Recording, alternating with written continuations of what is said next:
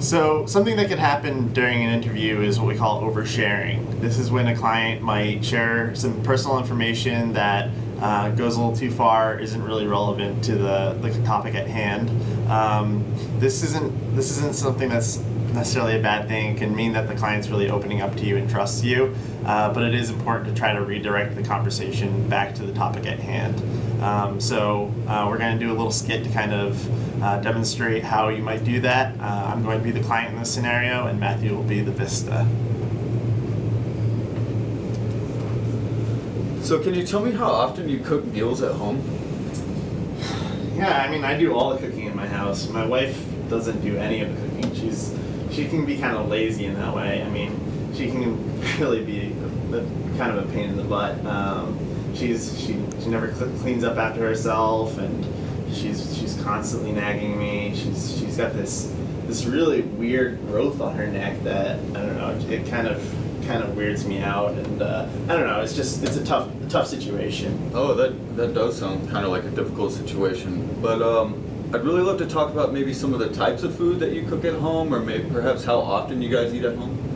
Sure. So sometimes oversharing can go a little bit too far.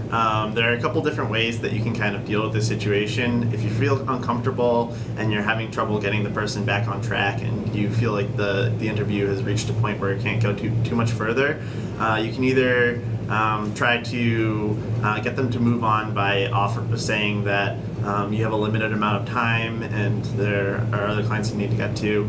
This can also be a really great way to kind of put an end to the conversation. If you just let them politely know that you've got all the information that you need, you can say that you have a limited amount of time, there are other clients to get to, things like that.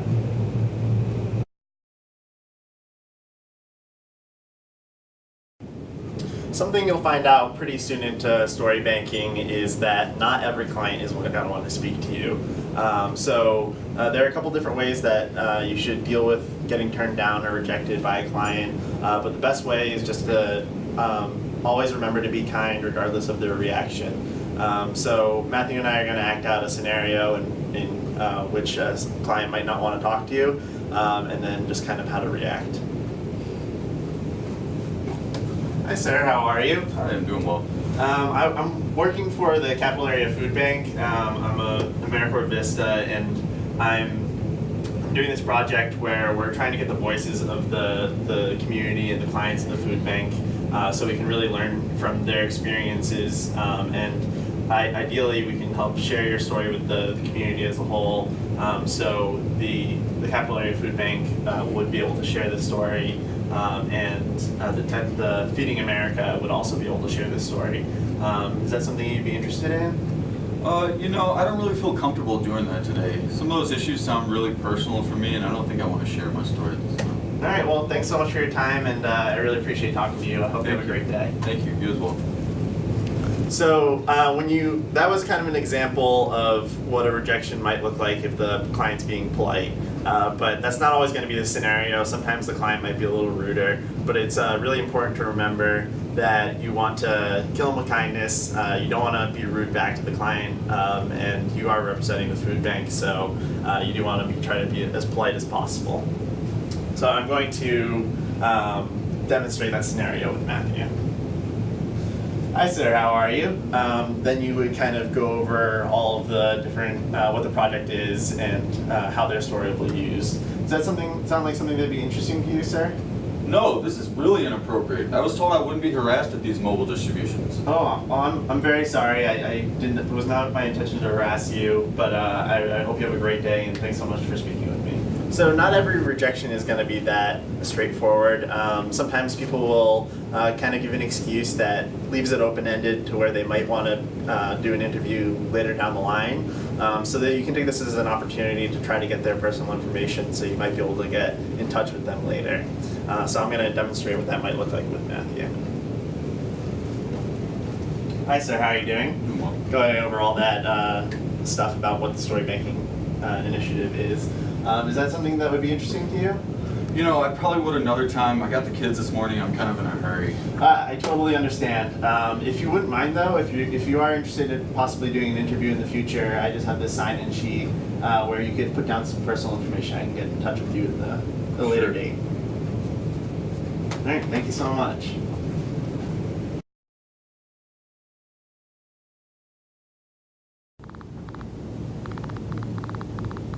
Hi. Hi, good morning. Good morning. My name is Katie. I work with the Capillary Food Bank. I'm an AmeriCorps Vista volunteer there. And I spoke with Sean last week, and I'm supposed to be doing the sorting initiative here today. Okay. Today's my first day, and I'm not exactly sure who Sean is or where he is, but let me locate him, and I can get him posted. Okay. Hey, Sean.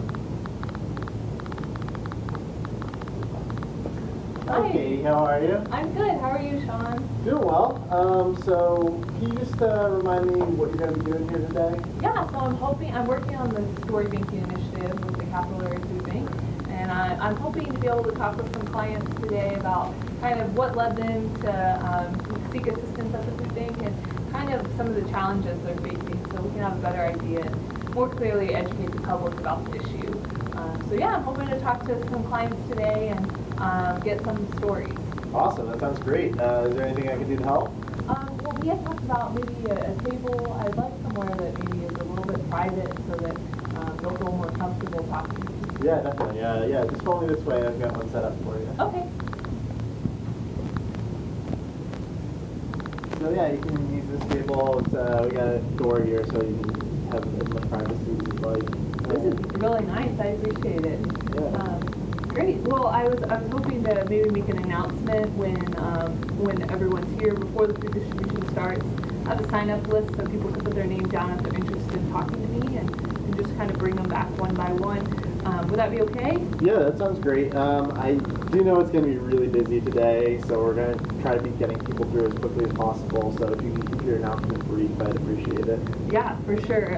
And I was just wondering if people have questions or maybe they need other resources. What should I do? Do you have anybody here that helps with referrals? Yeah, I mean, I'm pretty familiar with the resources that we've got available, so you can send them my way. Okay, great. Sounds good. I'll just set up here and let me know when you're ready for me to make my announcement. All right, great, excellent. Okay, you can make your announcement now.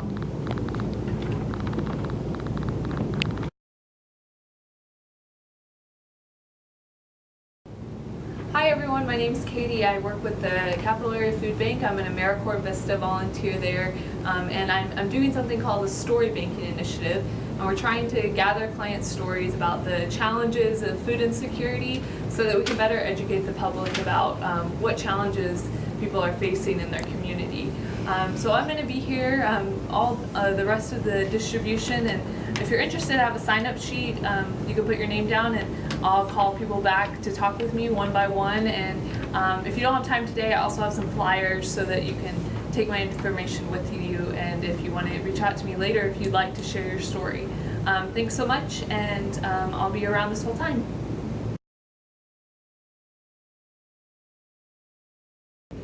Well, how are you doing today, James? I'm doing pretty well. Great. Well, I really appreciate you coming in today, and before we get started with kind of the questions I have, I always like to share with people this form that we have that tells people a little bit more about what we're doing and helps them to understand who all will be able to see their information. Wait, so other people will be able to see my info? The food bank, the Capillary Food Bank would be able to, and then also Feeding Texas, who's our state partner. They represent all the food banks in Texas and support the food banks, and so they would be able to see it. But before we ever used any of your information, we would always, the food bank or Feeding Texas would always contact you before we use it in any way. And what is this about my city and zip code? So yeah, this part you get to choose what you feel comfortable with. We're trying to gather people's stories in different formats. So video, audio, photo, written, and so this gives you the option to choose, and then the city and zip code. We kind of want to get a feeling for if people in the same city or zip code are having the same types of problems to start to see what kind of services we could offer. Okay, I think I'm okay with using my voice and maybe my written story. Okay. But only my first name. Okay, great. If you could make a note of that, that'd be great. Yeah, and I'll give you a couple minutes to read over this, see if you have any questions, and let me know.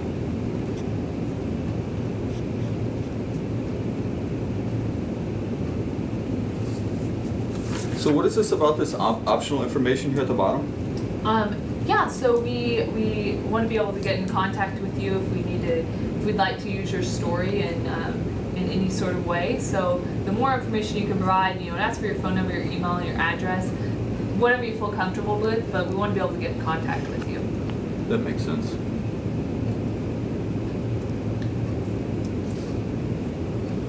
Great. Well, yeah, that's all about the form. Do you have any questions before we get started? No, I think I understand everything about the release form. Who am I able to contact if I have any questions about this? Yeah, so I have a flyer here. It has my contact information here at the bottom if you need to email me or call me if you think of questions later on. Perfect. Or if you decide that you maybe want to be even more involved, you can always call me. Gotcha. Cool. All right. Well, let's get started on the questions.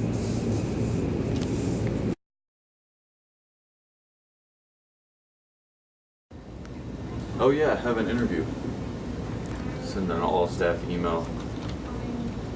Hey guys, I just wanted to give you a heads up that I'll be using the conference room around 10 a.m. this morning in order to interview a client about their story. If at all possible, try not to disturb us. We want to keep it quiet with no distractions.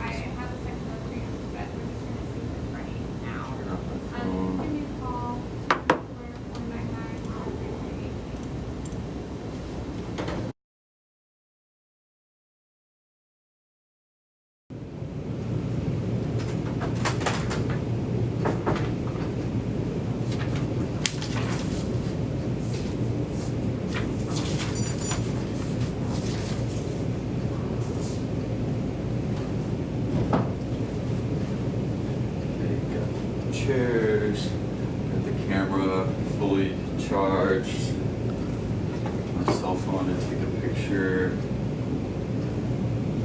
go over the questions I'm going to ask.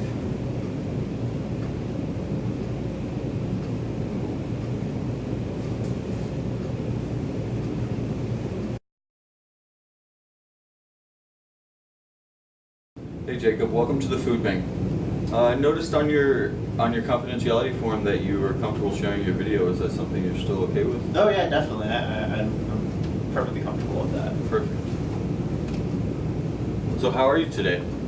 Doing well, doing well. It's starting to finally cool down a little bit, so I'm able to get outside a little bit more and do some work on my lawn, that kind of stuff. Gotcha, gotcha. How was your ride over? It was good. I rode my bike over, pretty easy.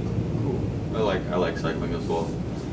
So now we're going to get into some of the questions that are a little more about your situation and having to do with hunger.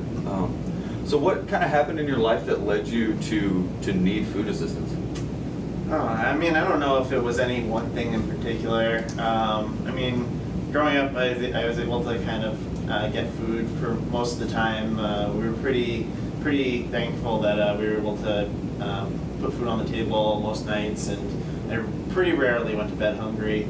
But yeah, it's just kind of been my life. I'm working a job right now where I don't get paid too much, so a lot of my money is going towards rent and different other expenses, bills, that kind of thing. So I really don't have that much money at the end of the month left over for food, so I do really rely on the services here. I gotcha. I can see how that could be difficult.